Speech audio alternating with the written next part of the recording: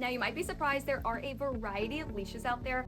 There's hands-free, there's retractable, there's non-retractable, and this is that non-retractable. This is a leather leash. I think the fabric of the leash just comes down to personal preference. Personally, I have a leash in my hands all day long, so the leather is the most comfortable thing for me. But I will show you here.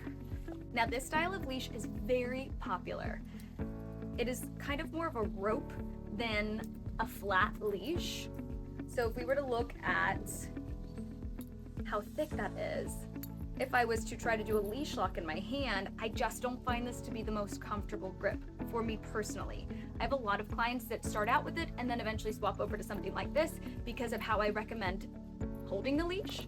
I think my biggest complaint with a rope is you can get rope burn. Seriously. So I don't like the idea of it sliding through my hands, which is why we do a leash lock.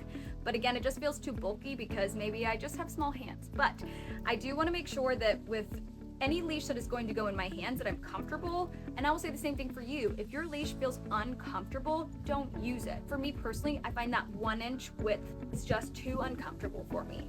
I find that if I close my hand over it, it just kind of hurts on those edges. And like I said, I get a little picky because it's in my hands all day long. What I will say with this style of leash that I don't love is that my clients tend to hold it like this, and I would call this a chin-up grip, meaning like if you're going to do a chin-up, your nails are going to your chin, versus a pull-up, they're gonna be away. And I like a pull-up grip when holding the leash. I'm just more likely to protect my wrist when I hold it in a pull-up grip.